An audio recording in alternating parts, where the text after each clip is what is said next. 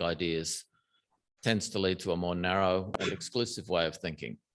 So holism can guide our views on a wide range of fields, including climate change, theology, ecology. It offers conceptual grounding for practical visions of reform and transformation, one of Jung's key ideas. Jung's ideas can support what I call a triple paradigm shift, challenging our prevailing assumptions in science and politics and religion. One of Jung's heroes was the Renaissance heretic, Giordano Bruno. He was a pioneer of holistic thinking. And when he visited England in 1584, so 500 years ago, as a refugee from papal tyranny, he found shelter in the court of Queen Elizabeth. Bruno took advantage of this brief window of peace in his life to write some very famous dialogues on the tension between religious tradition and emerging scientific knowledge. His dialogue, Ash Wednesday, focused on the implication of the then new discovery that the Earth orbits the sun. Bruno observed that this paradigm shift had revealed a coherent unity, a oneness of nature, supporting a holistic philosophy with no need of any supernatural assumptions about heaven, about God, about miracles. Seeing how everything fitted together opened up the path towards a new and accurate vision of our galaxy as composed of millions of suns within a seemingly infinite universe. This observation of the unity of the natural cosmos, how the cosmos is governed by consistent causal laws, began the scientific revolution, generating dynamic intellectual and social currents that continue today. The immense differences about holistic approaches between science and religion are reflected in how they clash over humanity can connect to the whole of reality. Psychology, especially the holistic psychology as explained by Jung, is caught between these divergent perspectives of science and religion.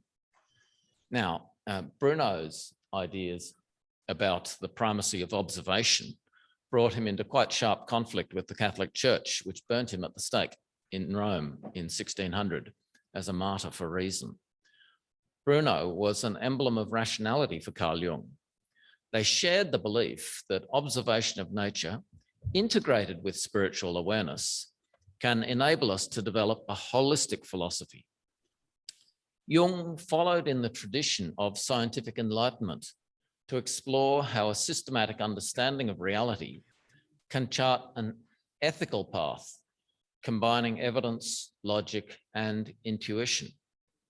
Jung shared Bruno's critique of Christian theology, and he developed these ideas in ways that are still not very well understood.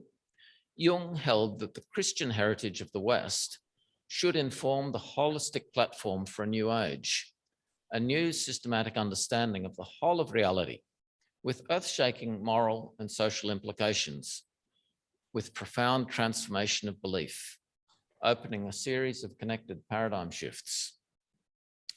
Holistic thinking is at the basis of the axiom in Eastern religion that all is one. While this idea that all is one is often challenged as quite difficult, the sense of cosmic unity reflects a quite simple observation that everything in the universe is connected, that human life is part of this natural causal interconnection. The ethical implications of this philosophical spirituality include seeing our own society as part of a single planetary reality and considering our moral questions in terms of what the practical consequences are for alternative paths of action. The scientific assumption that the universe follows consistent natural laws reflects this holistic philosophy. The consistency of the universe underpins the laws of physics. Bruno and Jung were part of a tradition called the Hermetic tradition, whose roots are thought to reach back to ancient Egypt. And the Hermetic tradition developed this idea that all is one into the principle as above, so below, which means just that the same laws that govern the movements of the stars govern the causal processes on the earth. It's a principle that has mystical origins, but it also enabled the scientific revolution as the intellectual basis of Isaac Newton's discovery of the law of gravity as the unifying mechanism of the cosmos. Religion also has this sense of unification, seeing everything as one, inherent in its meaning. The word religion comes from the same linguistic root as the word ligament. And ligaments, of course, are the sinews that hold our skeleton together, bone to bone. And religion is also imagined as a social construct that holds the world together, creating a sense of belonging, trust, shared identity. This ideal vision of the unity that's possible through religion is very far from the reality, but it represents the goal that Jung imagined for religion if it's able to overcome its various pathologies that entrench separation and delusion. One of Jung's key ideas was that the human mind is grounded in what he called archetypes of the collective unconscious. Archetypes are universal structures of the mind that have evolved as part of our genetic inheritance, our identity. This way of thinking by Jung remains controversial and is targeted towards the scientific integration of spirituality and religion into psychology. In one of his early studies in 1912, Transformations and Symbols of the Libido, Jung explored how maturation into our individual identity is an inherent endowment of human existence. He argued that our maturation process is governed by symbolic images that link our conscious mind to a deeply hidden collective psychic background, providing the form of our instincts as an essential feature of the biological evolution of our psychic sense of meaning and purpose. Archetypal analysis uses a method known as hermeneutics, which means the interpretation of sacred wisdom literature and philosophy. Jung's use of hermeneutics as a method was grounded in his wide reading in philosophy and religion. His theory of the archetypes was particularly influenced by Immanuel Kant and his idea of the transcendental imagination. For Kant, there are necessary conditions of experience and knowledge, and we see these in our ideas of space, time, and causality. And through our philosophical imagination, we construct a coherent, unified vision of the world with a systematic, rational explanation. And for Kant, that was the goal of philosophy. Jung applied this logical method from philosophy to the analysis of problems in psychology. And in particular, he was interested in the pathology of incoherent beliefs. So psychopathology, fantasy, but also the incoherence of religion and mythology, and exploring how these can reflect an underlying hidden coherence within the collective unconscious, an influence of archetypal patterns. A way to place this hermeneutic method that Jung used as a path to holistic thinking is from its linguistic origins with the Greek messenger god Hermes, also known as Mercury. And so the planet Mercury, of course, is named after the god Hermes. And just as it sits between the earth and the sun, so the principles of hermeneutics are intended to connect our human consciousness here on earth with eternal truth, which is symbolized in myth by the sun. Jung gave the example of baptism. And the meaning of baptism is part of the rich world of myths that have laid the foundations of religion. So a hermeneutic analysis of baptism, Jung says, offers profound insight into the marvelously delicate and meaningful network of unconscious determination. So when we baptize a child, there's a whole array of unconscious meaning and symbolism that we might not know about personally, but it's part of our collective inheritance. So archetypes, these psychological processes behind an initiation process like baptism, are like a window onto eternity.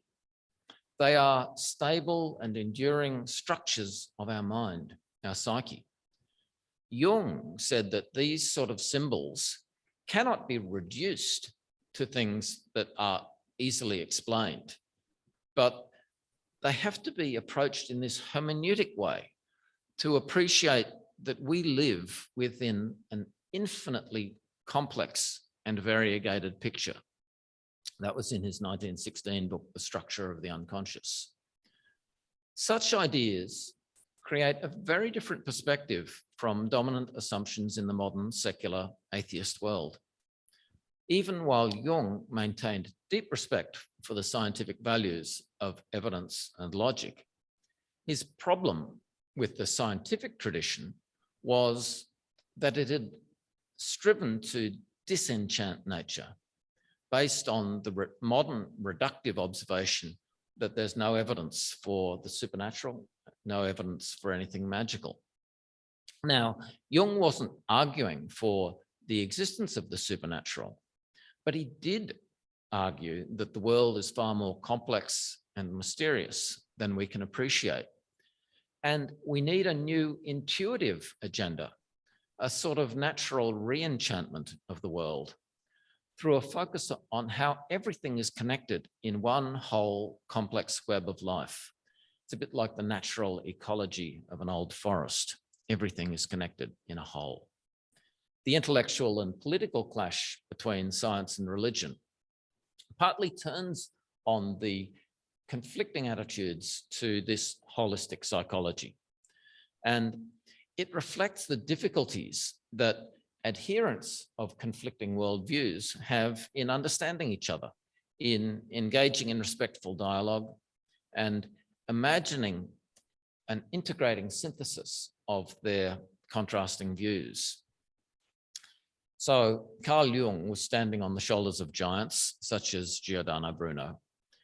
He sought in this way to integrate faith with reason through a holistic perspective, bringing the tools of logic to analyze the contents of religion in a way that's generally seen in the broader society as mystical. Now, mention of mysticism creates some alarm among scientifically minded people, but all it really means is that we should aim to place our scientific knowledge within a philosophical framework that aims to be coherent and systematic, and whose ultimate nature we don't really understand. It remains a mystery. An underlying theme in Jung's work is humility before the mystery of the whole.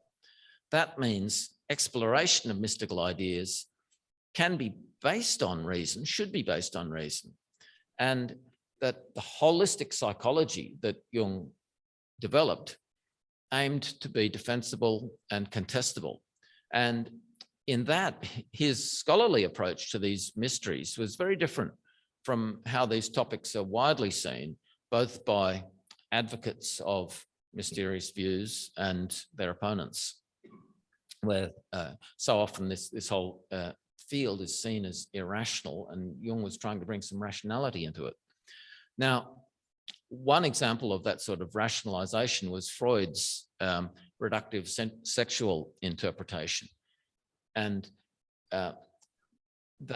Jung and Freud clashed over the meaning of libido, with Freud saying that libido was primarily sexual, and Jung understanding it as a psychic energy that couldn't be just explained in terms of sexual energies. And this is where his focus on a holistic approach distinguished him, and respecting that everything is interconnected. And that was the basis for his psychoanalytic therapy. A key element of Jung's holistic thinking emerged for him in his response to Christianity, and his work on how Christianity relates to a holistic perspective came to have quite far-reaching ethical and intellectual implications. And despite his break with Freud, the reductive methods of psychoanalysis remained important for Jung's psychology. He sought to use a reductive analysis to deconstruct our beliefs and practices, to take them apart in order to then put them back together, to reconstruct their real meaning out of the unconscious. There's a very informative analysis of Jung's holistic thinking provided by Murray Stein in his 1985 book, Jung's Treatment of Christianity, the Psychotherapy of a Religious Tradition. And my discussion in the remainder of my talk draws intensively from Murray Stein's analysis. And this book is the study of how Jung saw the holistic analysis of Christian faith as central to the problem of ethics.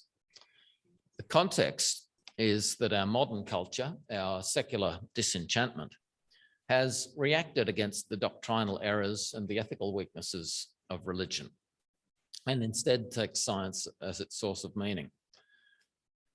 The result of that turn away from religion, in Jung's view, is that society has, to a large extent, lost contact with the underlying meaning and purpose that religion provides of connecting us both personally and socially to deeper shared truths. Psychology has an intrinsic connection to religion through exploration of the central role of faith in society in defining human identity, both consciously and unconsciously. So explaining why people hold their religious beliefs and how these beliefs can bring both pathology and fulfillment is a key issue for psychology. Freud's atheism sought to reduce religion to an explanation in terms of sexual drives, whereas for Jung, the role of religion in connecting us to our authentic self, to our community, to our cultural heritage, and to the mysterious whole of reality understood as God. For Jung, religion has an irreducible dimension that validates the place of spirituality as a central concern for psychology. A major problem in religion is that it's perceived to fail to provide a believable and coherent story that gives meaning to life. The disjointed and implausible nature of religious belief is a source of psychological trauma for believers, for unbelievers, for the whole moral compass of society. So Jung approached religious incoherence as a psychological malady in need of therapeutic healing, while still respecting the immense complexity of these questions. His psychotherapy sought a rational understanding of the psychology of religion, with a growing focus, especially in his later writings, on how religion could reform in a holistic direction. His analysis was opposed to any apologetic or metaphysical defense of traditional religious views. And despite his critical stance, Jung was really highly sympathetic to Christianity. He regarded Jesus Christ as the archetype of the self, the symbol of human wholeness and integrity, the representative of how our shattered humanity can be redeemed through a restored connection to the whole.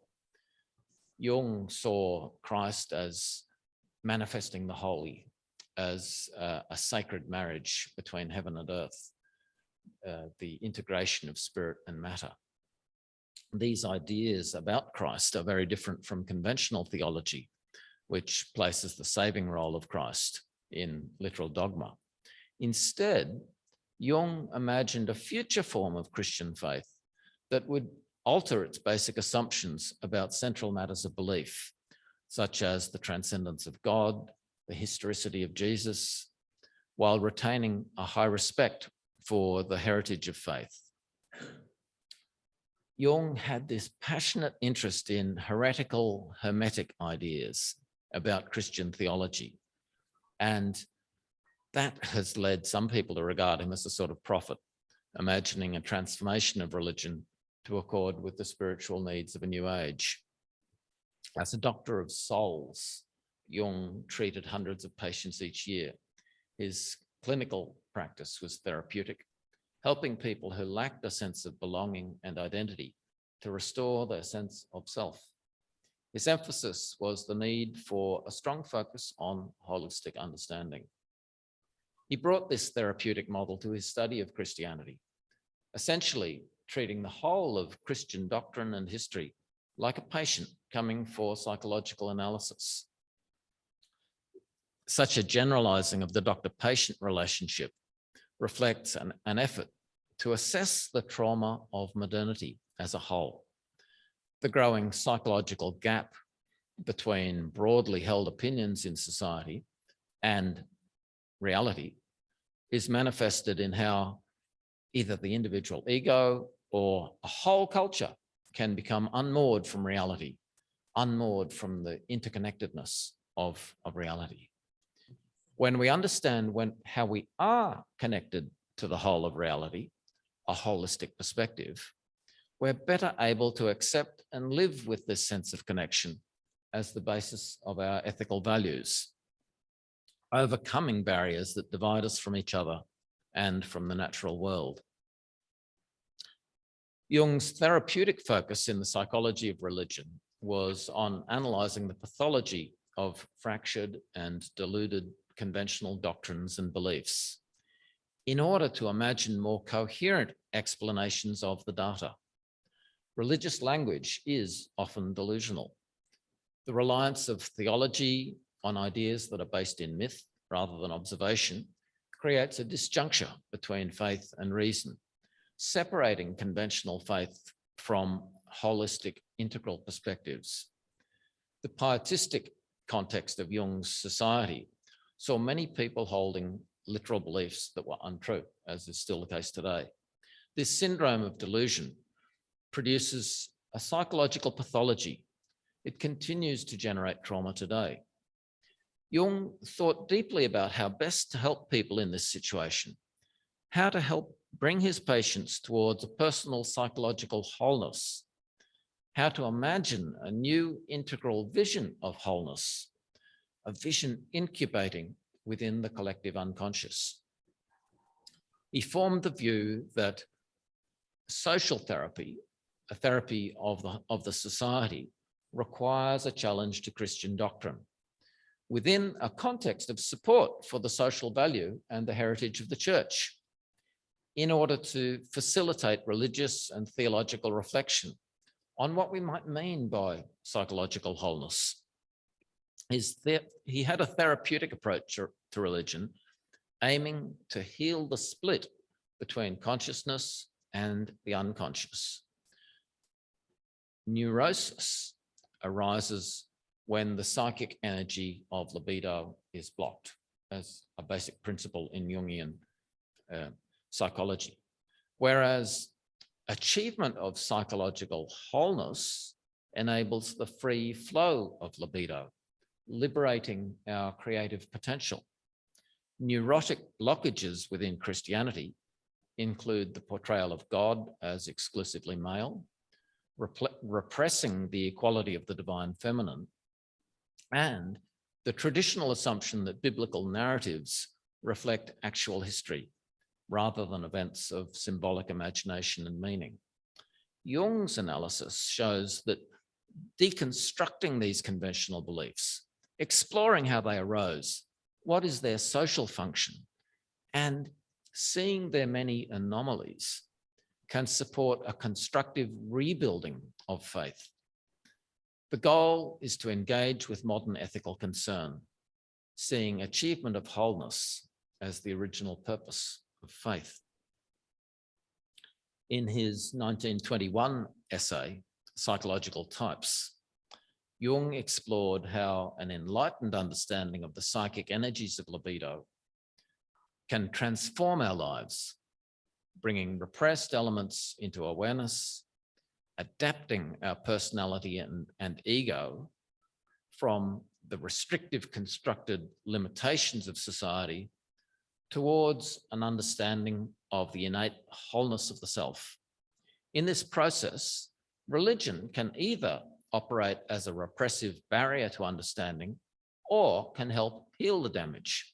A constructive role of religion can accept its symbols as sources of creative energy and meaning in a higher form of integration that is in large part unconscious. So from all of this, it's clear that Jung's attitude to Christianity was really quite ambiguous. He grew up with a father and 6 uncles who were parsons in the Swiss Reformed Church. And he found that his own analytic and therapeutic assumptions were not understood or shared in church circles. That led him to an ambivalent attitude towards the church, identifying as a Christian, but not identifying with the church, a sense that the traditional faith was a spiritual wasteland. He found no answers in the church for his existential dilemmas about the problem of evil. He didn't find any interest in rational explanations of dogma. He saw his own father as sadly crippled by his lack of intellectual interest in the meaning of faith. He was indignant at how his father, so he wrote in his memoir, indignant at how his father had fallen victim to mumbo jumbo and fancy drivel. He perceived his society as experiencing a broad cultural crisis of faith, where direct spiritual experience was absent. By contrast, Jung himself was passionate about discovering fundamental truths about humanity and the cosmos and how they're connected. His holistic hermeneutic method is reflected in the statement in his memoir that God himself has disavowed theology and the church founded upon it. This means that only an authentically holistic method grounded in observation and logic can restore meaning to religious language. It's impossible to achieve a holistic perspective, though, where the only options given to us are either the materialistic reduction that abandons all faith, or a supernatural belief that sacrifices the intellect. Jung's program sought a scientific study of the soul, while respecting the mystical sense of eternal transcendence in religion. Jung's holy grail was the quest for a new, containing and ordering mythos, an acceptable healing story that would explain the meaning and purpose of life. This mystical, mythological goal clashed with the reductionism of Freud. And Jung found Freud to be similar to his own father, dogmatic, rationalistic, narrow-minded. Neither Freud nor Jung's father could appreciate the holistic spiritual vision that Jung saw as essential and vital. The empty shell of Christianity was just like the sexual dogma of Freud in this regard, and like so many other limited ideologies, a partial explanation that refuses to consider the whole. Jung further developed his theory of psychological wholeness in his 1921 publication, Psychological Types. That was the groundbreaking work that's the source of the Myers-Briggs classification of 8 personality types. The spectrum between introversion or extroversion, sensing or intuition, thinking or feeling, judging or perceiving, seeks to encompass and define the range of healthy human possibility. The observation that no single perspective can tell the whole story of psychic wholeness helps to explain the distortions and assumptions in human relations. By outlining these character types, Jung sought to imagine wholeness as a healing therapeutic goal. He argued in Psychological Types that the partiality of Christianity, its lack of wholeness, reflects its dominant traditions of extroversion, feeling, and intuition, and its rejection of the compensatory and more introverted traditions in mysticism and philosophy. Jung's extensive interest in Eastern religion and philosophy reflects this wish to understand how spirituality can support a path to psychological wholeness. His introduction to the I Ching, the ancient Chinese oracle, is an example of these holistic goals. It's reflected in his concept of synchronicity, which is the idea that all the events that occur at any given instant reflect the combined causal qualities of that moment in time. He quite controversially argued that divination can access the intuitive wisdom of the collective unconscious, contrary to prevailing Western views. This sympathy for oracular language was also seen in his interest in alchemy and tarot, claiming that we can gain a deeper understanding of ourselves and the world through these neglected sources. As the world now seeks greater respect for cultural diversity, and especially for Indigenous cultures, Jung's sympathetic interest in Indigenous religious traditions, such as shamanism, informed his work on dreams and the unconscious. These esoteric interests reflect Jung's belief in a world soul, an anima mundi, bridging the spiritual and material realms as a healing symbol of wholeness, a connection and a response to cultural crisis. In his old age, the question of Christianity and wholeness became Jung's abiding therapeutic interest. His essays on the Trinity, on the Mass, the Book of Job, and others reflect this concern. He saw this as an intellectual analysis of culture, a medical diagnosis, treatment, and prognosis, as doctor to a sick tradition. His 1948 essay on the Trinity, A Psychological Approach to the Dogma of the Trinity, is discussed in some depth by Murray Stein in Jung's treatment of Christianity, beginning with quite an intriguing discussion of the numerous triadic parallels in other religions. So just as the Christian Trinity of Father, Son, and Holy Ghost has a triangle shape, so Jung saw this as a widespread mythological pattern of 3 in 1 as an example of a holistic archetype of the collective unconscious. It's a story that's reflected in the mathematical dialectic, where a third factor provides a connection between two opposing factors, such as in how a child brings together attributes of the father and mother. However, the social distortions of Christianity, and notably the patriarchal exclusion of the divine feminine, means that the Trinity as an archetypal structure of 3 fails to properly integrate the whole. Jung argues that this incompleteness within the Trinity appears in the exclusion of the dark side from the story of Christ and in a general failure of Christian theology to explain the problem of evil. This brought him to a rather perplexing idea, and this is partly grounded in his interest in Buddhist mandalas, that the symbol of 3 in the Trinity should be replaced by a symbol of 4. He called it a quaternity. And he really gave a very high prominence to this idea as a basis for a new reformation of Christianity. And so he argued that the 3 represents ideal spiritual perfection, while 4 represents worldly physical completeness. It's a bit numerological, really. And it's interesting to consider, though, in terms of how these abstract number symbols could relate to moves toward cultural wholeness. Jung recognizes that the Trinity served as a formula of wholeness during the time of Christendom, but it has lost this power to provide a holistic explanation in modern times. So he's really speculating about what sort of symbols might now serve this function of connecting society to a holistic vision. But really, this idea of the 4 replacing the 3 is quite unsatisfactory. And there are numerous religious symbols of the 4 evangelists, the 4 living creatures, the 4 points of the cross, the 4 directions of the compass, the 4 elements, fire, earth, air, and water.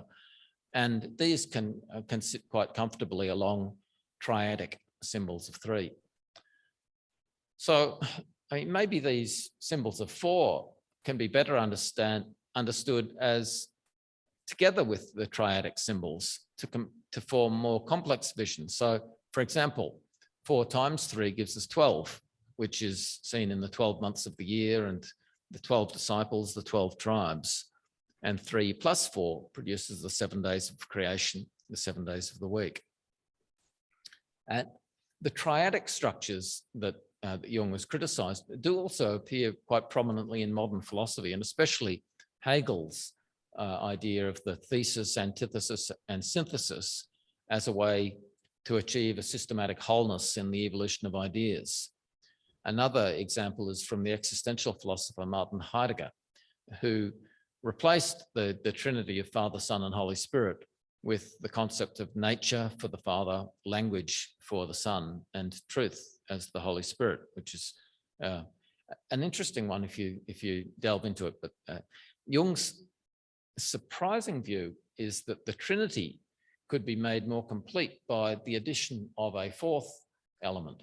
And so he discusses adding the world and in all its evil as a 4th point that can add to the Trinity to create a whole. But that's the problem that I've found with that idea from Jung is that evil can't be part of completeness because it acts to undermine completeness rather than adding to it.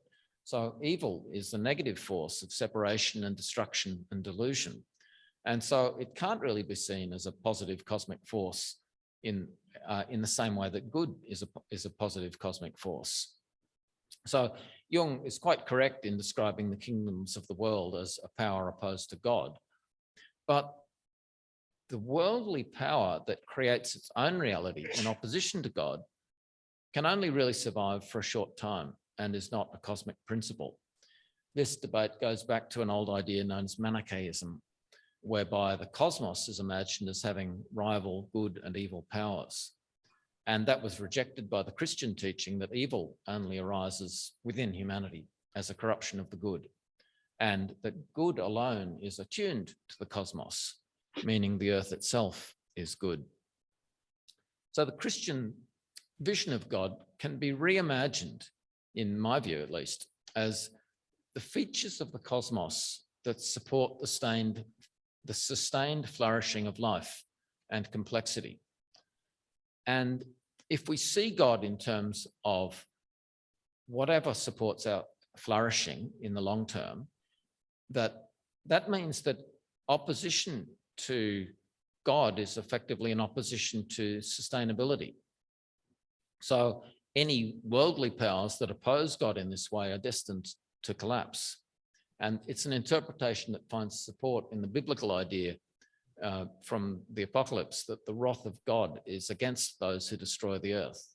So there's this sense that the biblical God is supporting complexity, supporting the flourishing of life, and that our sense of wholeness can be integrated into a vision of the good, of how the world can be improved. So that means that things that destroy wholeness can't be part of our sense of completeness in the way Jung describes it, except in the sense that God is understood as present, even in the parts of nature that are destructive, such as death is part of the renewal of natural cycles. These ideas may be able to help us to see how theology could respond in dialogue to the challenges that Jung raises. His observation that theology has lost its ability to convince and heal should be recognized as a serious invitation to dialogue, respecting scientific and spiritual critiques of traditional belief and leaving aside the old dogmatic arrogance of the church. Reading this material just led me to just thinking about what do we mean by the Trinity? And I like to see a holistic Trinity, a natural Trinity of heaven, earth, and life. And equating symbolically to Father, Mother, and Child, and restoring the divine feminine within the sacred economy. So there needs to be a shift from the patriarchal hostility toward the sanctity of the earth. restoring spiritual respect for Mother Earth, traditionally understood as Gaia. It's a natural trinity where heaven can be imagined as representing the orderly paternal principle of God the Father, which is seen in the stability of the stars, and earth as the maternal principle of compassion and support, reflected in a distorted way in the Christian tradition of the Holy Spirit, and life, the biosphere of our planet, as an integrating synthesis of heaven and earth, can be symbolized by Jesus Christ as the enlightened vision of what is needed to save the world from its path toward destruction. It's a finite Trinitarian model looking to present the holistic human perspective as its basis. Jung continued his critiques of theology in his essay, Transformation Symbols in the Mass. He argued that the suppressed ancient heretical movement of Gnosticism had precisely the same holistic agenda of seeing Christ as a saving symbol of the original unity of humanity. So Christ is bringing order into chaos, resolving disharmonies, and reuniting consciousness with the unconscious. The implication is that Christian orthodoxy, through its alliance with the state and its masculine vision of God, has repudiated the holistic thinking needed to save the world, but that this saving thinking is actually present within Christian origins and can be rekindled today. A repentant sense of guilt about the mistakes of history, integrating in our shadow in what Jung calls the chiaroscuro of life, can restore wholeness in response to the bereft strife of modern life. So in his essay on the Mass, Jung explains that the communion ritual of the Eucharist has parallels in other cultures, like the Trinity does.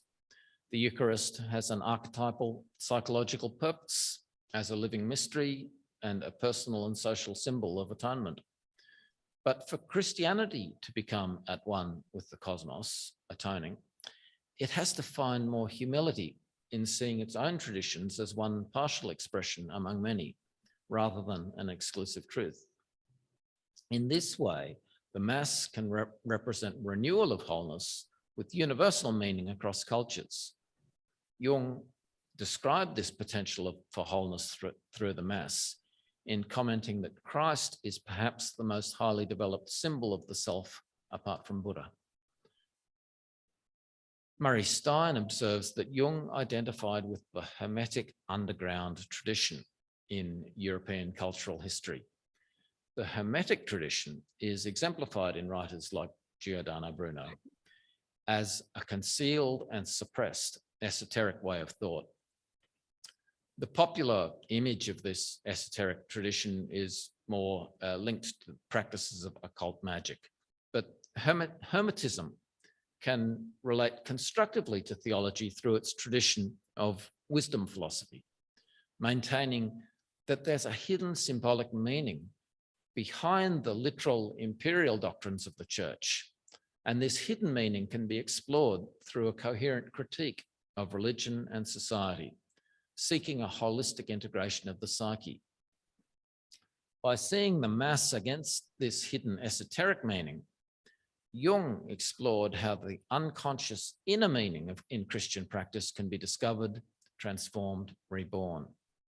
He argued that the losses involved in the Christian separation of spirit and nature were psychologically necessary in the patriarchal world of the early church.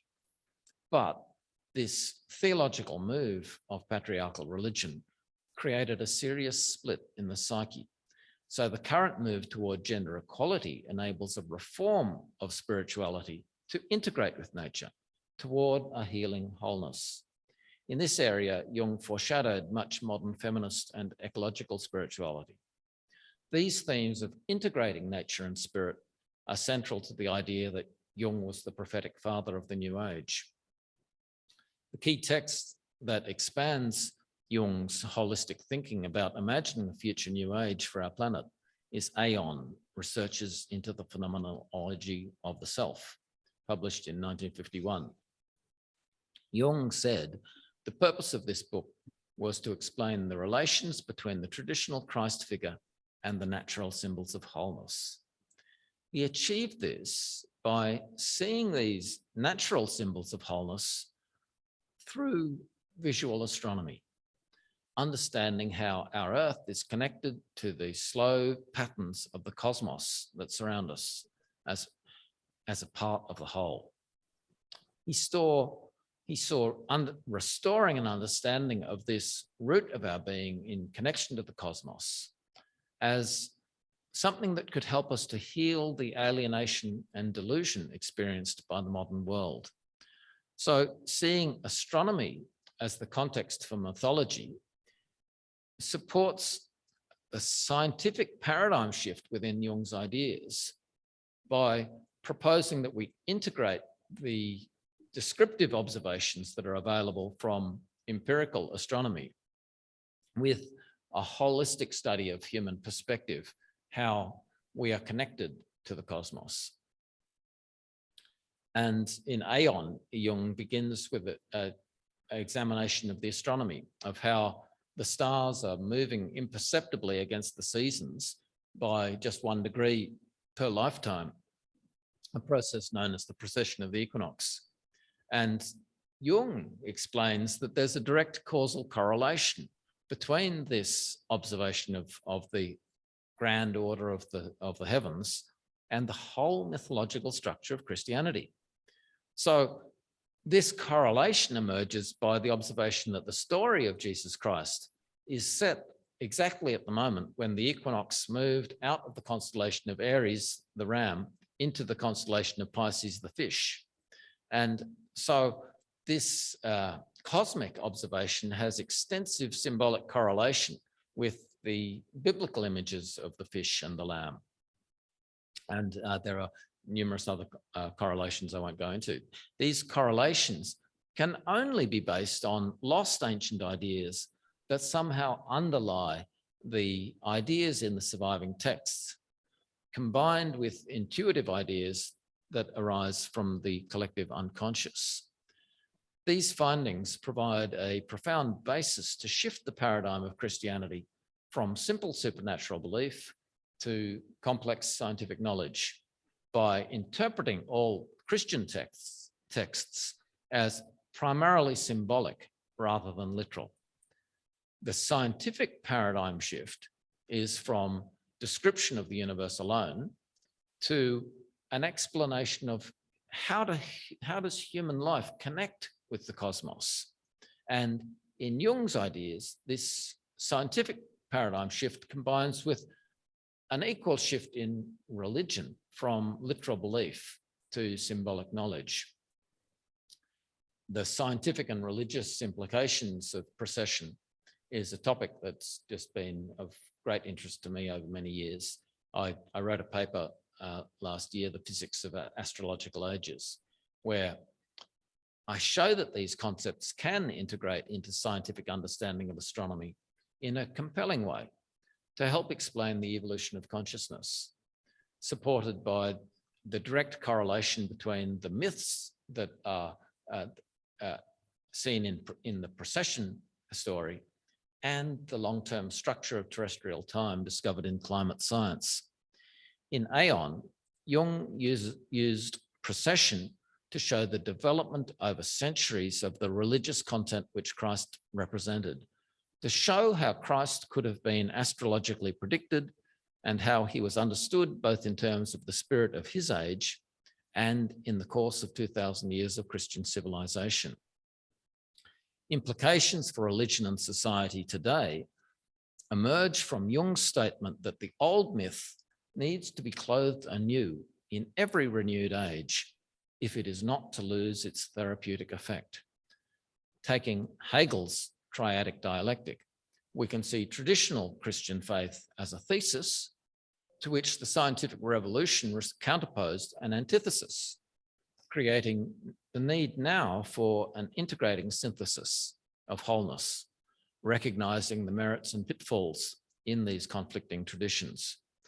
The narrative framing of this imaginative vision can provide the symbolic meaning of the coming new age of Aquarius over the next 2 millennia, as a time when a new holistic ethical vision will develop a coherent critique of the dangerous forces now governing our world. In Aeon, and also in his answer to Job, Jung expressed the fear that the Promethean energies of human technology will destroy us. He argues a shift of ethos is needed towards an ethical understanding of psychological and planetary wholeness. As we imagine the future guided by this transformative holistic thinking, Jung's ideas can help us analyze the political and ideological problems of our world. So to conclude, I'd like to explain my views on the political paradigm shift that is emerging in response to these scientific and religious shifts that were foreshadowed by Jung. And this political shift appears particularly in response to climate change, where the inability to think globally is creating an urgent risk of catastrophe. But this inability to think globally in terms of our planet as a single fragile whole is a problem as much within the scientific community as among the deniers of science. Our recent work has shown that our planet is approaching a series of cascading tipping points, changing our stable climate systems in quite dramatic ways. But just cutting emissions, the consensus response of the Intergovernmental Panel on Climate Change, cannot work. It cannot solve the problem. It's too small, it's too slow, it's too contested to stop these looming changes. Whereas if we learn to think holistically, we can learn that a new form of global thinking can focus on the planet and can enable us to imagine different responses and prioritize them and work out how we can actually cool the planet, looking at it as a system. A key theme in this scientific theme is planetary albedo or brightness. And of course, brightness is a word that can be understood in physical and emotional and intellectual terms. So in a way, it means that reflecting more sunlight back to space is needed to brighten our mood. So Carl Jung invites us to catch his holistic vision of a new age. And we can apply his ideas to the pressing ethical problems of planetary reality. We can integrate science and spirituality to create new ways of global peaceful cooperation as we seek to identify and promote everything that is good. Thank you.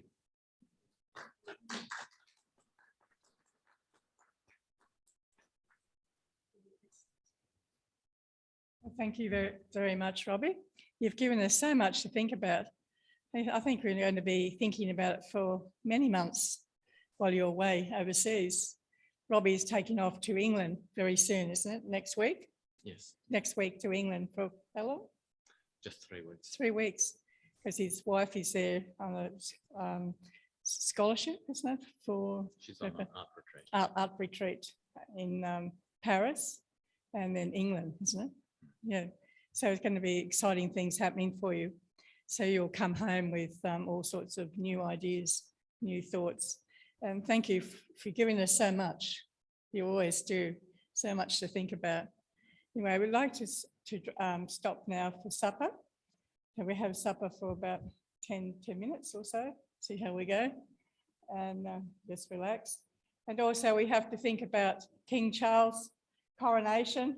That's why we've got this photo up here, to think about what he's going to be thinking about tonight. It'll be rather exciting for him, and tomorrow.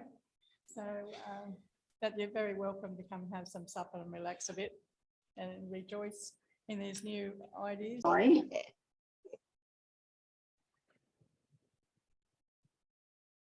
We'd better stop talking. Yes.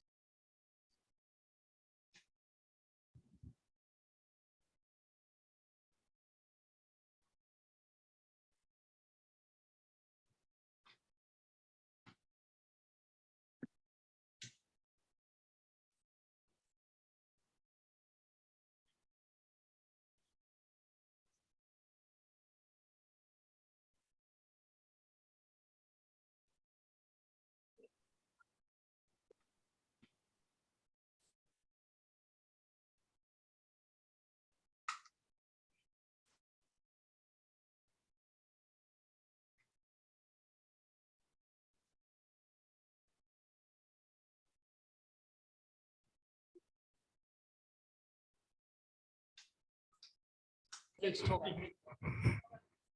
Was that you? Can I just ask how holism can direct and integrate climate change theology and ecology all into, like, as a holistic concept? This is what you've said here. So, Okay, so holism means considering things as a whole. And so if we think about our planet, then it is a single system. yeah. And the problem that we face is, so for example, we are melting the Arctic, and the result of that is that a series of cascading effects that affect the whole system.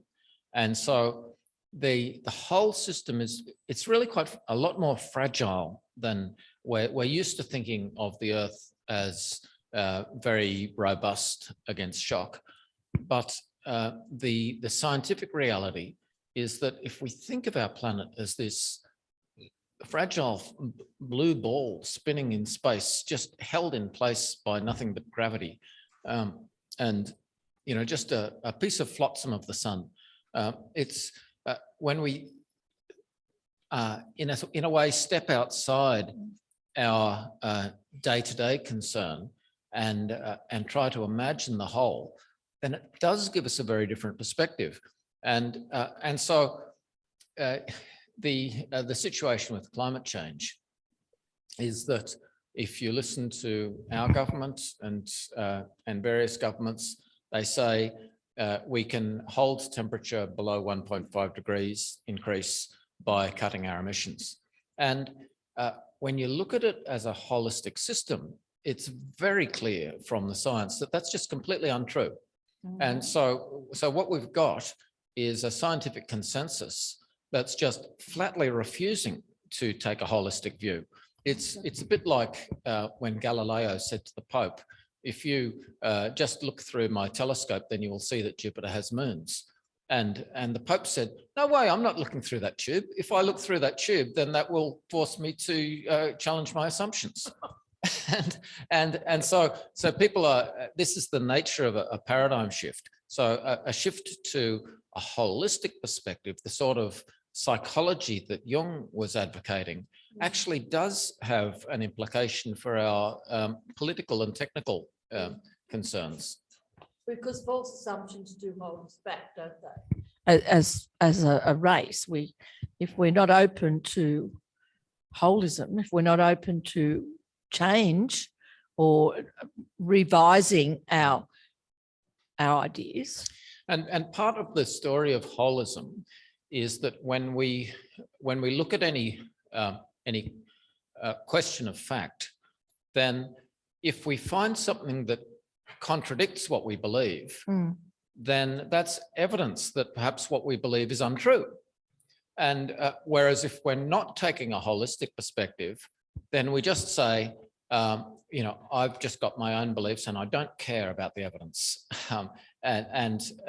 Like we saw that with the story of evolution. That Christians will hold to a creationist view because it suits their cultural view, but and they will make up stories that will explain away and rationalize the evidence. Whereas a holistic perspective absolutely respects the evidence in order to say, we want our thinking to be coherent and consistent and compatible with the evidence. It's like the story of the man who in the flood said, God will save me. No, don't. I'm not getting in the boat. And God will save me. No, I'm not getting in the helicopter. Basically, his belief was that God would save him, but he didn't know how. This gets back to, I suppose, Jung's critique of religion was that we should regard all of the stories in the Bible as primarily symbolic rather than literal. And so if we take this literal tradition that God is an old man in the sky, a personal entity who intervenes miraculously in the world, then it's a very comforting story, but it's a fantasy that is not compatible with our scientific knowledge. But that doesn't mean that we can just go to the other extreme and say God doesn't exist, because we can actually need to look at these questions in a much more complex way. And so there's this sense that, in a sense, God is a construction of our culture, but not as a way that conflicts with the laws of physics. So I think what Jung is doing is he's just starting from the assumption that the laws of physics are consistent, and then trying to develop a sense of spirituality that's coherent with that. So it's about, as I say, paradigm shift, which is this idea that when we've got a traditional belief, once we start to find anomalies in that belief and those anomalies pile up, then we have to start thinking, well, maybe then we need a different way of understanding our beliefs so that they can actually make sense. The Dalai Lama once said, if science proves Buddhism to be wrong, then Buddhism must change. The Dalai Lama. Well, surprisingly, John Calvin said something very different. What did he say? Similar. Okay. Calvin said, if the evidence of our senses contradicts the message of Scripture, then we must learn to interpret Scripture differently. That's right. Interpret it differently, change our views, and integrate it in a different way. It goes back to St. Augustine, who is a very traditional Christian, but he said anyone who thinks that there was actually 7 days of creation is an idiot. That's right. And so you've got that, like he said, this 7 days story, it's symbolism. It's got a deep symbolic meaning. We're not throwing it out, but we're saying it's not the literal truth. We have to understand it as a parable. Well, I don't know about anybody here, but I used to spend hours in fellowship at church arguing about this very thing of evolution and God existing and all that kind of thing. I used to think it was a waste of time. Well, maybe. Thanks, Kirsten. Somebody else asked a question. You mentioned triple bottom lines. I haven't prepared exactly what I was going to say. Triple bottom lines. Is it possible that the triple bottom line has got some future? And as you mentioned, that Jung was hinting at that. And I'm looking at the current government, and I don't know how they can possibly believe they're going to balance the budget. But do they believe that, as the current quarterly essay says, that the ties that bind us electrically to a simpler lifestyle will come from electric cars and sitting at home and working from home with the computer? That's certainly a triple bottom line thing. Well, I didn't use the phrase triple bottom line.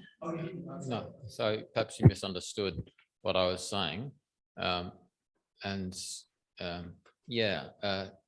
So like triple bottom line, that's about looking at the economic and social and ecological impact of our investments.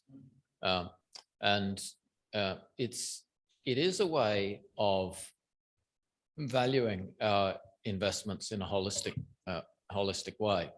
And so I think that's it's certainly a useful concept, and it illustrates that there's just so much in our society where we don't take a holistic point of view. Like one of the areas that I've been chatting with friends about is Australia's climate policies. And we're very happy to sell to China and other countries as much coal that's 3 or 4 times the amount of emissions that we generate domestically. And that we would like to sell more coal to China, but we want to cut our domestic emissions because somehow with our climate accounting that makes sense. But if you look at it in a holistic perspective of saying, okay, anything that you're going to do that's justified by climate policy should have an impact to cool the planet.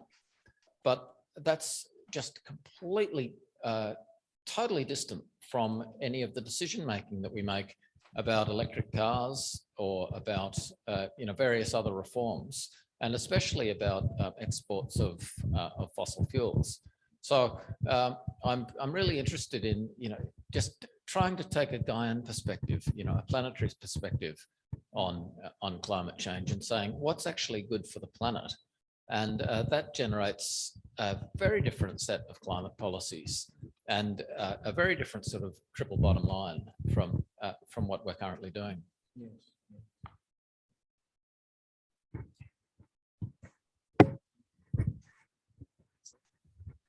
Thanks for your talk, Rob. I'm Max. I guess. Also, my question is not entirely formed, I guess, but I see in our modern climate that we have, as much as we are seeking some holism, some unification, there seems to be a lot of tribalism that happens. And within that, we fall into similar dogmatic patterns that you would see in a typical religious setting. So we fall into these isms that divide along seems to be countless different small divisions. And I was just wondering in that sense, bring it into climate change. It's an extremely complex topic, right? I think to view something in a holistic sense like the climate is to bring in an absolutely innumerable amount of factors that need to be taken into account. And with that in mind, how is it that we're supposed to unify ourselves around an approach to something like climate change? And how can we limit it from becoming a dogmatic process? So how can we stop it from being something that's dogmatic and then drives naturally into tribalism, into something that we can all surround ourselves around? And if we're thinking about it in terms of climate change, what is the desired outcome, or what is it for? Is it for people, or is it for the earth? Is it for the biosphere? What is our main focus in approaching climate change? Thanks, Max. That's a great question. And the beauty of holistic thinking is that it's often possible to find an indicator that unifies and integrates everything. And with climate change, that actually exists. It's called radiative forcing. And that is the radiative forcing. So if we take the Holocene, the last 10,000 years, then we say that that was zero radiative forcing.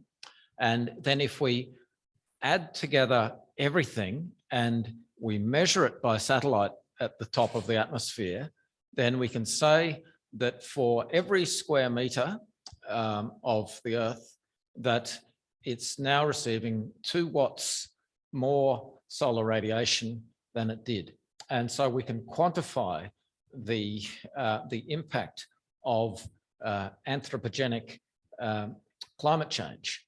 And we can then say, okay, we've got this 2 watts per square meter of radiative forcing. It's caused by some things that make the Earth hotter, some things that make the Earth cooler. On balance, they're making the Earth steadily hotter, and it's quite dangerous. So if we then say, okay, given that we've got an integrated measurement, then we can ask what is the most efficient way to address that integrated measurement on a global basis. And I think that brings up your point about tribalism really strongly, because what it turns out is that the most efficient way to cut the temperature is to copy volcanoes. So when volcanoes spew sulfur into the air, it's got a dramatic cooling effect. Mount Pinatubo in 1991 cooled the planet by 0.5 degree with just vast quantities of sulfur. And so if we put sulfur into aircraft fuel, then that would cool the planet. So, but what that people then say is, but that supports the wrong tribe. That enables the fossil fuel industry to keep going. And what we want, we're in a war against the fossil fuel industry, like the IPCC says we need to cut our emissions in half by 2030. And if we go and brighten the planet by these geoengineering technologies, then it's on the wrong side of this polarized political debate. And so the psychology there is really quite difficult. And one of the things that I love about Christianity is the idea that the message of the Gospels was about overcoming tribal division. So about saying that all of these different tribes are at war and conflicting with each other, but we're all human beings all together. We should love our enemies, we should love our neighbors, and we should treat people with respect and dignity. And so it's a message in the Gospels that's often ignored by the church, but it's if you go back to the Gospels, and this is one of the beautiful things about Jung's approach.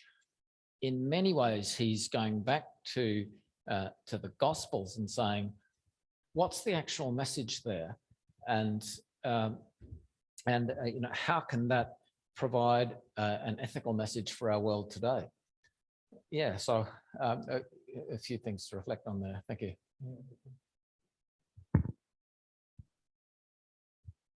How's the Uniting Church going with that? I gather the Uniting Church of Australia is currently reviewing its first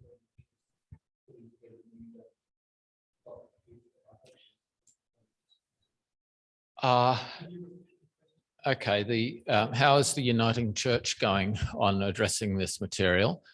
And the Uniting Church started in 1977, so it's now 46 years since it started. And I would say that the Uniting Church has a lot of difficulty in addressing these sorts of issues. And my experience is that there's a very polarized view on climate change. So I've endeavored to open up this conversation, but I find that because there's a real campaigning view based on the traditional climate activist theories, that people prefer not to open that up. They find it confusing. Yeah. Oh, good.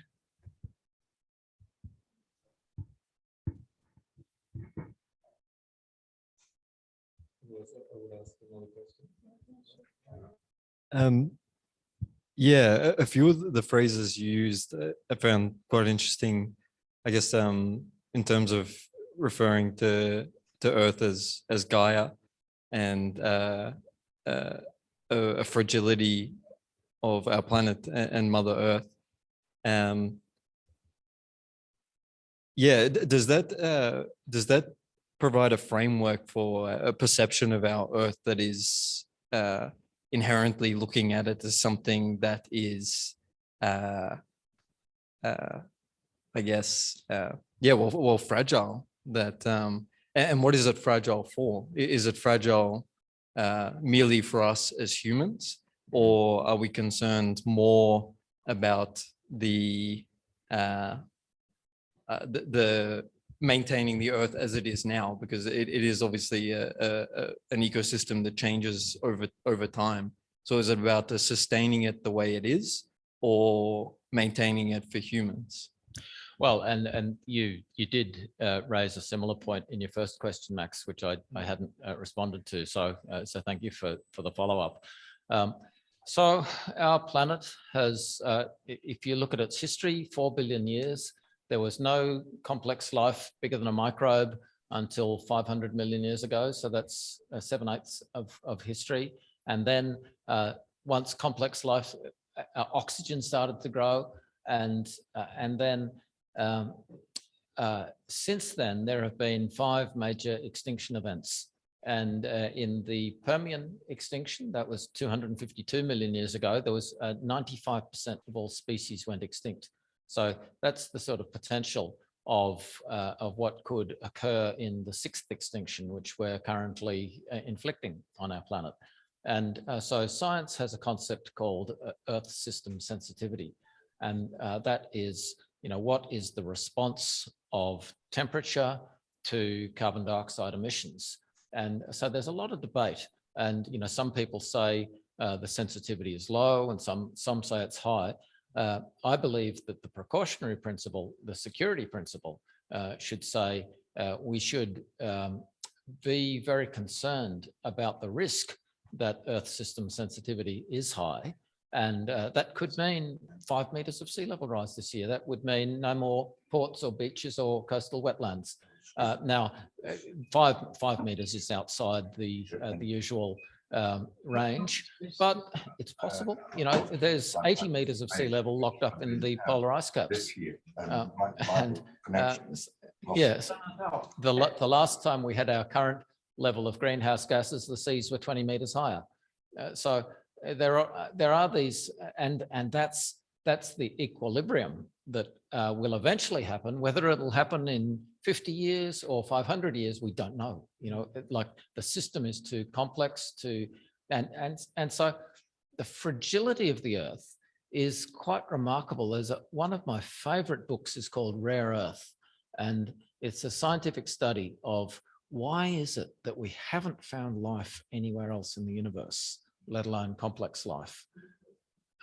What is it about our planet that is just so unique that has enabled complex life and intelligent life, enable us to come here and talk about Carl Jung? It's absolutely, you can call it a miracle, but it's completely natural. And so the conditions that have enabled us to be here, any small perturbation could just cause a collapse.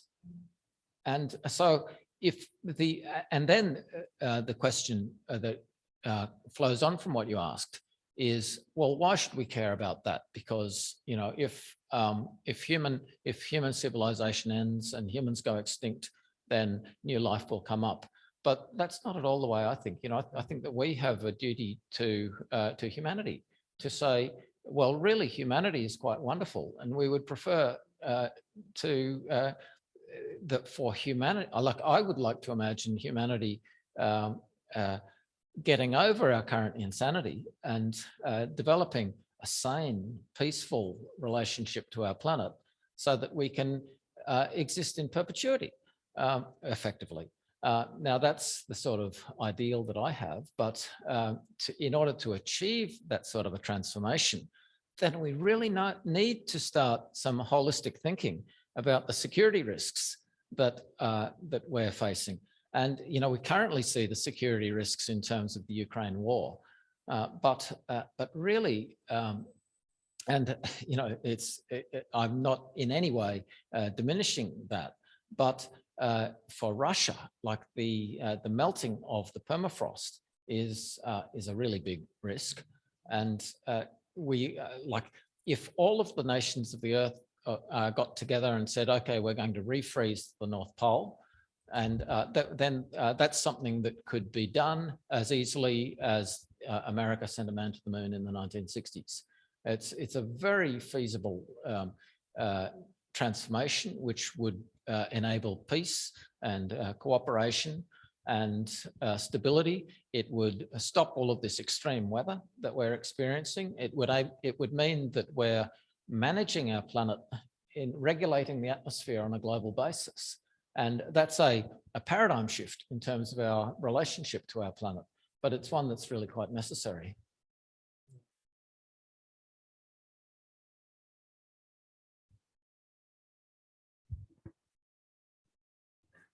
When Goldilocks went for a little walk and ended up in the Three Bears house, I won't tell you all the details. I'm sure you've heard them once or twice before, but she found the bed that was too little and the bed that was too big, and then the bed that was exactly right. Just right.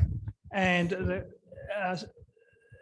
climatologists and scientists and philosophers talk about the Goldilocks effect. Well, she had a bowl of porridge too. As one of the arguments for intelligent design of life and the universe, as opposed to evolution. In other words, isn't it inconceivable that the universe and the Earth in particular is just so perfect for us that the tiniest little bit of a difference would be unacceptable to us? You know, the fact that the temperature, humans can't live happily if the temperature's more than about 10, let's say 20 degrees plus or minus 20 Celsius. Below minus 10 or above 40 is pretty impossible to live with in the long term, etc. And it's thought that the tiniest bit of change in any of the universal constants, such as the speed of light or the way gravity works or almost anything else, makes human life inconceivable. Anyway, whether life and the universe was created by evolutionary purpose processes or by an intelligent designer is not so much the point. The point is that if any one of these constants changes even a tiny bit, it makes life not only unpleasant, but perhaps inconceivable. You know, people talk about 1.5 degrees and they say, oh yeah, I can live with that. I'll put on another jumper or crank up the aircon a little bit higher, you know, it doesn't really matter. But the fact is that if the number of days that the temperature goes over 35, which is what people consider quite uncomfortably hot, you know, in Melbourne, if that's currently 10 days a year typically, and it goes to 20 days a year or 40, you know, it makes an enormous difference. And the number of people dying from overheating is much greater than what dies from flu or car accidents and lots of other things, for example. So this idea of Gaia, of the Earth being a single unit, balanced on a very fragile knife edge, is something that we perhaps need to take very seriously.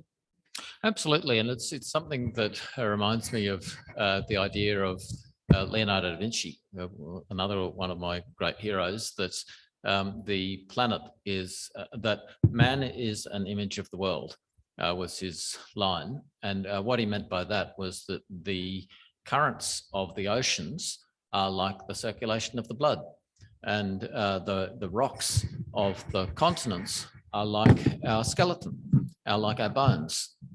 And so if we think of the planet as like a person, and we think, how do we cope with a 1 degree fever?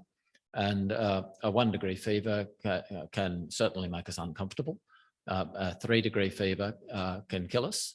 And so we're very much on track as a planet for a 3 degree fever, which is like the scale of disruption. It's not about you know, a hot day externally. It's about the internal temperature of the planet, and thinking, when we think of the planet as an organism, then we have to look at other organisms such as ourselves and say, you know, how do we cope with a high fever?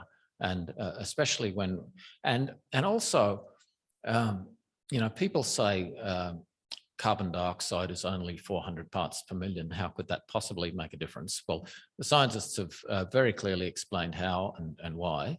And then you think of, you know, how do we cope with small amounts of various drugs or, you can completely change somebody's mood with the tiniest trace quantity of some drug.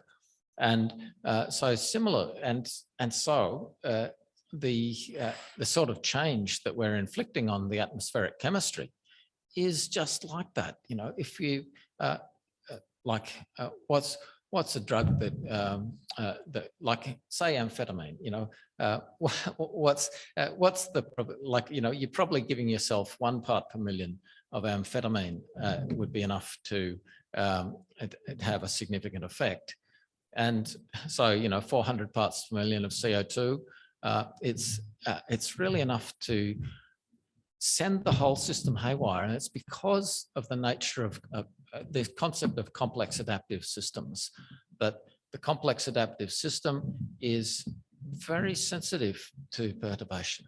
And yeah, so I find when Jung says we need to think holistically, then that's a really valuable insight into how we should be thinking about the ethics of climate change. Well, it should be, but it's a way of thinking that's just totally excluded from all public conversation.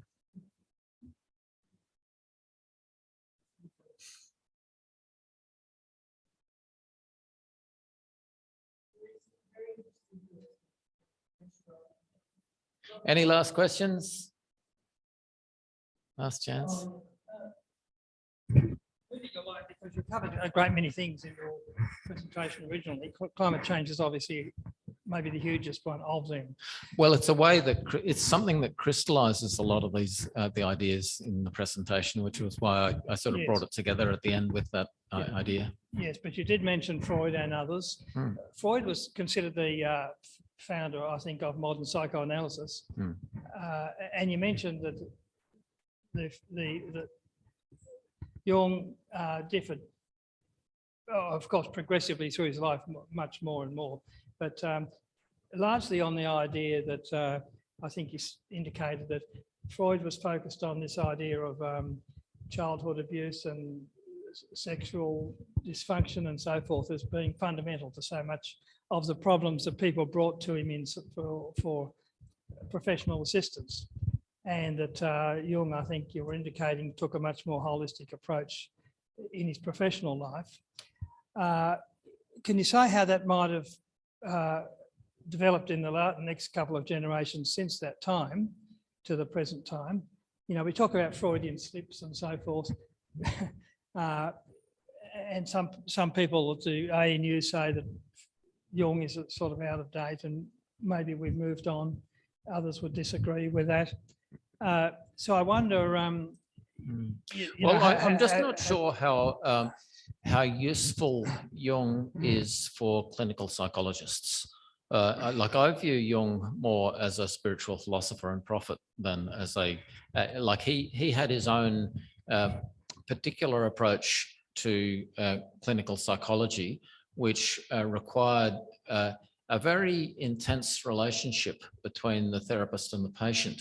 And things like the interpretation of dreams is a method in psychology that I think is really quite challenging. Like I'm not a psychologist, and so I'm coming at Jung from this sort of broader philosophical angle, and I can respect that when clinical psychologists are dealing with a patient, they may not find Jung's work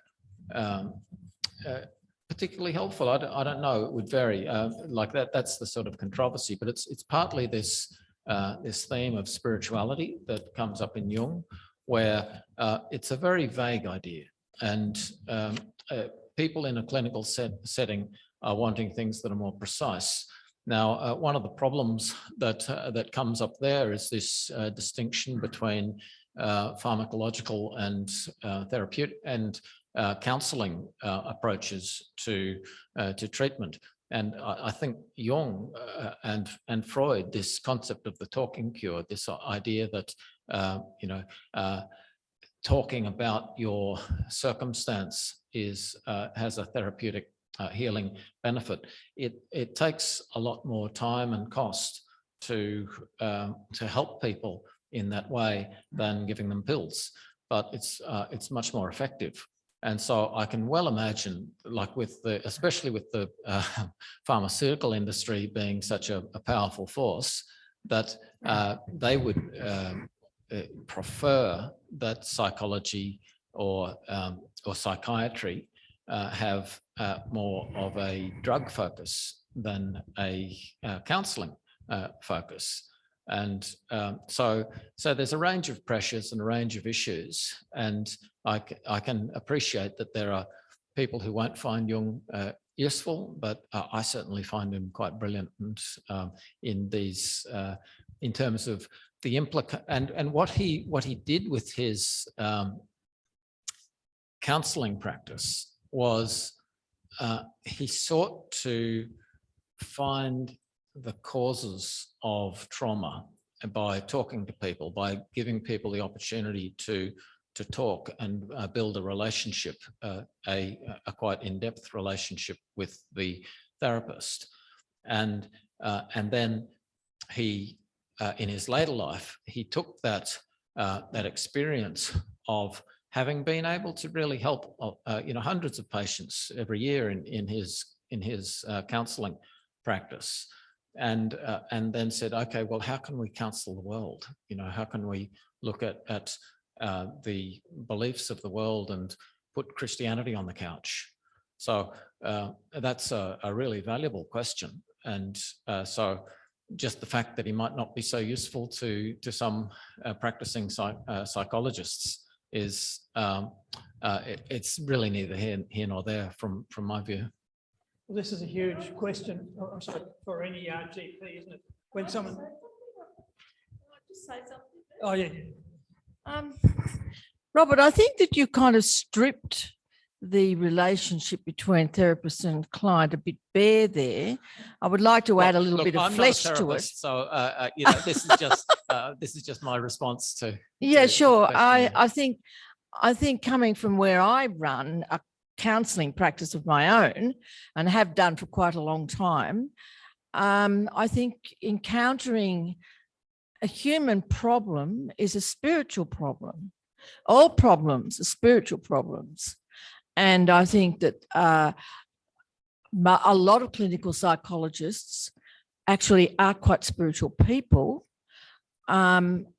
because, and some of them become spiritual, but just simply as a way of meeting their client where they're at. If they apply the principles of what they've been taught in university, and I did do a psychology degree, I'm a psychotherapist, but I also have a psychology degree. I chose to go down the counselling route instead. So I think that every problem is very, very much it's a personal thing, but it always has a spiritual dimension to it. You can't avoid it. But Robert was asking about why do some psychologists reject Jung? And so I wasn't talking about you and people who agree with you. Can I say though that it people could who be disagree with you. ignorance? It could be ignorance because they haven't been taught at uni. They've been taught Freud, but you don't get Jung unless you really want to really be interested. Skinner, like behaviorism, various other. Behaviorism is another one. Various other psychological traditions. You don't get me going on behaviorism. I do think that we do need to put a bit more flesh into the therapeutic relationship and not be so cold about it, because I think that psychiatrists tend to see a person who has a mental health problem as being that's a medical thing. And a doctor tends to see a physical problem as a physical thing, a medical thing. But they're both medical and they're both spiritual. I completely agree. Yeah. And I think as time goes by, we will start to learn to do this. We're very slow as a species to try to understand ourselves. Part of the issue, though, is the cost. that's. And that's the problem, isn't it? The cost. How do people pay for these things? Systems are looking for, cheaper ways of medicating the problem. Yeah, that's right. And I mean, it can't just be for the wealthy if they have their problems. We have to be able to provide for everyone, can't we? Anyway. Round up now. Would you like to- Thank you very much, Robbie. No, Thank you very much, Robbie. It's been great having you tonight, and you've given us so much insightful to argue about and insightfulness and thinking so much more than the day. So thank you again, and here's some appreciation for you, for your efforts. Thank Wonderful. you. Thank you very much, Jen. Thank you. It's been great having you. Okay. Yes. I've got also here we've got some more information coming. We have events coming up. We have coming on Tuesday, the 9th of May, Robbie Tulip is convening the ANU annual lecture, a forum of interfaith dialogue at Bergman College Chapel. ANU and on Zoom, bookings required. See our website. So there, have more of Robbie. And then our esteemed member, Terry Curtin, offers a tarot workshop series on 5 Sunday afternoons at our church from the 21st of May. See the website. So our regular monthly Friday presentations on the 2nd of June. So will details be announced. Okay, good night, and we'll see you next time. Yeah, okay, come out, Kirsten, that's just not from me. I've just been asked to do this. No, that's all right. Come over here. Come over here. Jennifer Sexton, who's a bit short. Jennifer Sexton, who is running this. This is I want to talk to you about the Simply Mindful group, who are running a gathering at Dixon on reimagining. Only women are probably going to be interested in reimagining half-day retreats. So I think I'm only speaking to you, Daisy. But maybe there's some people on Zoom that are women. Anyway, it's finding freedom and fulfillment in being an older woman, but it's for younger women as well. So I'm going to leave some brochures here at the table. Anybody who'd like to take it, it's on the 21st of May and it's at Dixon, I think. Anyway, you just take the brochure and we can get in touch later. So if you're interested. Terry Curtin was in touch with me, and is anybody going to Terry's workshops? He said he encouraged people to have the Rider-Waite tarot deck. So if you have a Rider-Waite tarot deck, then please bring it along. That's the one that he'll be using. Let's see soon. And yeah, so was that about 3 or 4 people? How many? Yeah, Yeah. we'll come. And you're going? That's 3. It's a good start. Good. Yeah. Thanks very much. A lot of people apologise tonight, so it's not because of you. Yeah, I know. Really terrific night. Thank you very much, and thank you for coming, everybody. And we'll see you. Hopefully, we'll see you again. I have to walk up and say hello. Hello. I came here in '84. Neil Adcock was at Canberra Baptist at the time. He's very much a Jungian